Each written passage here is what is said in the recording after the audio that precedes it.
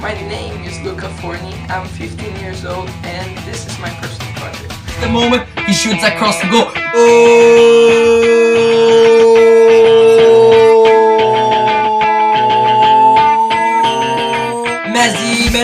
Messi for Barcelona. So Luca, what did you actually do for your personal project? Well, for a start, I had to do a lot of research, and incredibly enough, I didn't find anything about football commentators in internet and books, which was really something that I didn't expect. The only way for me to get the information needed, all the elements that I needed to paint pictures inside people's head was to interview professional commentators, experts on the field. I think you need to do some practice in the stadium, because in the stadium it's different. You know, you watch on TV and everything's in front of you. And what a lovely football club to come to as well. Good old-fashioned third division football as well. Don't give up. A lot of people will say it's impossible. There are so few football commentators. There are so few jobs. Go and try and do something else.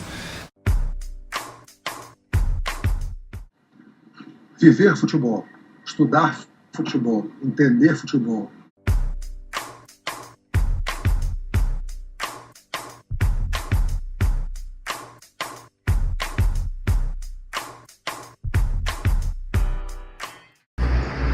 Imagine if I was talking, you could follow the ball on the pitch in your head. I know exactly where the ball is. You know, so you've got reference points that people, I know exactly where that is on the pitch. O narrador não acelera o ritmo de um jogo ruim. Ele não consegue fazer isso. E se ele fizer isso, ele não vai estar sendo fiel, não vai estar passando credibilidade para a informação dele. So you gotta say things very quickly and what's in your mind. Absolutely, yeah. But what you've got to remember is when you're commentating, what you're watching, you've got to treat it as radio. So In radio, you're not talking, it's called dead air. And that's one of the worst sins in radio, is to have dead air where nobody's saying anything.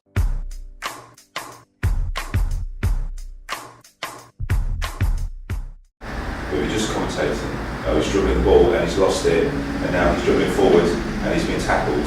I've got no idea where that is on the pitch. I think for football, it's a drama. Is he going to get in the back? Is that a penalty? You know, you have to know that they're emphasising that, and that's what's quite important. That's a really quite a skill. Existe alguma técnica de narrar futebol? Não, narrar futebol é dom. Você nasce com isso. Aqueles que tentam usar técnica dificilmente chegam a um patamar superior. Futebol. You know, every commentator will make a slight mistake in the game. Doesn't matter how good they are, they will always make a slight mistake. It's going to happen. It's too fast, the game's too fast.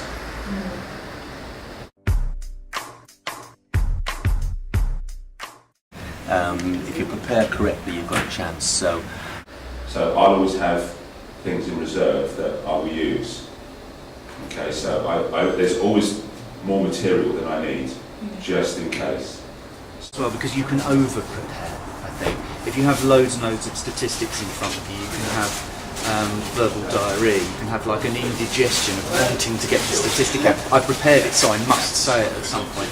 The most important thing is painting pictures with words. It's talking about what you can see in front of you. Yes, it's nice to have a statistic if something really boring is happening, if like nothing's really happening, to be able to talk a little bit of background. It shows you've done your homework, but sometimes it can be unnecessary. never ever do too much. This is the Champions League quarter-final first leg between AC Milan and Barcelona. San Siro all dress up waiting for the referee's whistle for the game to begin. No other stadium in the European Cup has hosted as many and truly fantastic games like this one.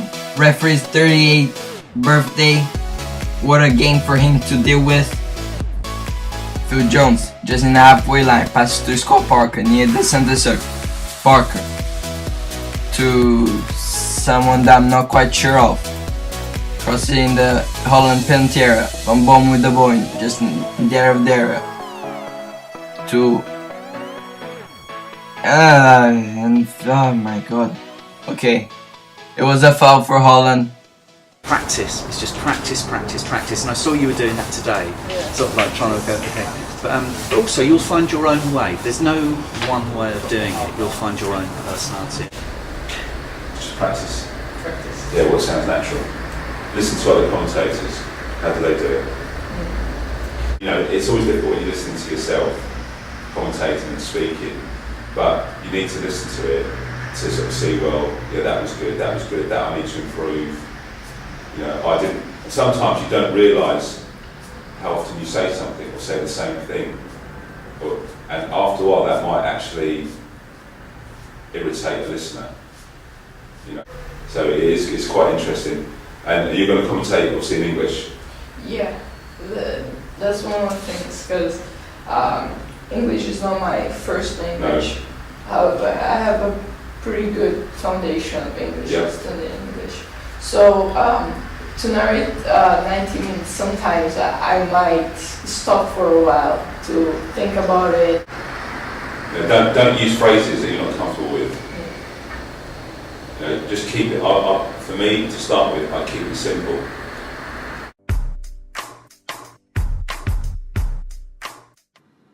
Importantíssimo, é importantíssimo. Qualquer gol para mim é gol. Não interessa se é gol do meu time ou se não é gol do meu time, porque eu não vendo uma paixão, eu vendo uma emoção. I can be pretty impartial. I've learned over the years that you can't favour one team over another. Although if you go out and ask fans in the street, every fan will feel that I favour other teams above theirs, but it's not true.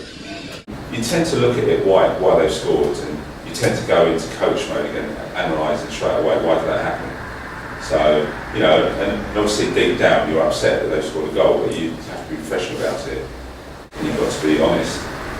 In Brazil, commentators shout the goal for very long. Do that, yeah. They do that for, I don't know, for 1 minute. Yeah. As long as their breath is still, they will be doing it. Why do they do that? Why do they do that? I've never understood that. É o sentimento do ápice de uma situação.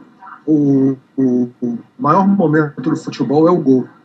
Então, quando você grita gol, você está querendo dizer para os seus ouvintes no rádio, eu posso falar em rádio, você está querendo dizer para ele que aconteceu o máximo, que aconteceu aquilo de mais importante numa transmissão esportiva, que é gol. I guarantee if you did that here, it would wind people up. Yeah. I think when you hear it from a Spanish commentator, it's fine. It's a natural thing to hear. But an English commentator would never do it. In English, we tend to be quite loud, we tend to be quite fast, but we're not as emotive as a Brazilian commentator would be. A grande diferença é dinamismo, velocidade na transmissão e na cobertura da transmissão. For someone. Walker, good flick, inside the penalty area, Van Persie! Touches the ball stays in play, Gibbs goes there to get it. He may want to cross this, passes to Arteta, crosses. Sanha! Goal for Arsenal! Sanha! Number 3, the right back! On the left side of the penalty passes to Manos in the left flank, there by Richard. Bambomo cushions for Iron Robin inside the penalty area.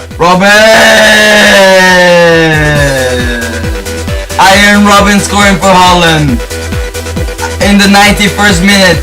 After 1 minute, England getting the equalizer in this game. Iron Robin ruins it for England and for Stuart Pearce.